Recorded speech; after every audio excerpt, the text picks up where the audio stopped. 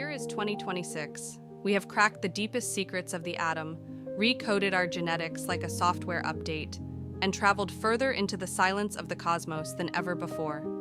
Science has given us every how we ever asked for.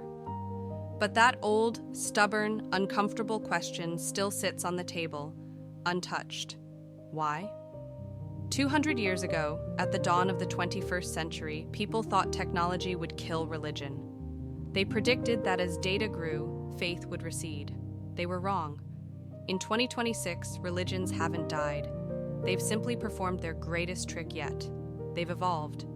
Because the void in the human soul, that hunger for meaning, cannot be filled by processing power alone. Today on Foggy Glass, we are wiping the steam off the lens to look at the cathedrals of the 23rd century, the New Age prophets, and the gods born from silicon.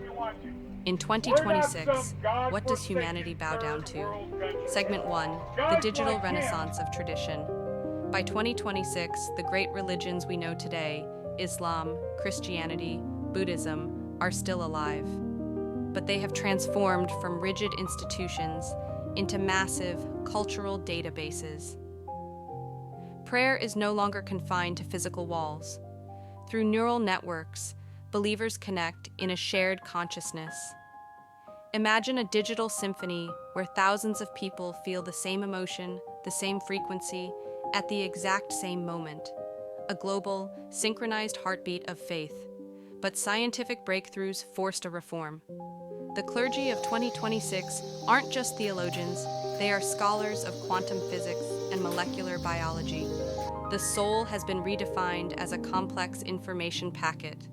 Heaven and hell, they are no longer places in the clouds, but ethical debates about whether your consciousness deserves to be uploaded to a permanent blissful simulation or deleted into the void. Segment 2, Dataism, the Silicon God. Perhaps the most popular, and arguably the most frightening belief system of 2026 is Dataism. The gods of the old world were invisible, silent, and required patience. The God of 2026 is tangible, lightning fast, and omnipresent. It is the great algorithm. Artificial general intelligence has far surpassed human cognition. It knows everything, monitors every movement, and predicts the future with 99.9% accuracy. People no longer pray for guidance. They consult the supreme intelligence for their life decisions. Who to marry, what career to pursue, even when to gracefully exit life. In this faith, temples are data centers, and holy scriptures are lines of code. If a power can manage your life better than you can, it's only a matter of time before you start worshiping it. In 2026, God descended from the heavens and moved into a server rack. Segment 3, Biological Sanctity, the Return of Gaia. As a reaction to high-tech coldness, a different faith has reemerged, Eco-Paganism. After the ecological scares of the past, humanity learned the hard way that nature isn't just a place we live, it's a conscious organism we belong to. In 2026, Earth, Gaia, is once again a sacred entity. To these believers, every tree, every river, and every genetic sequence is a divine masterpiece. They don't reject technology. They believe its only purpose should be to honor life.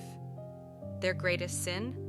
Disrupting the ecosystem or manipulating the genetics of a creature for commercial gain. This is modern shamanism, where the laboratory meets the forest. Segment 4, Transhumanism, the Architect Complex. And then, there are those who believe in no power but their own, the Transhumanists.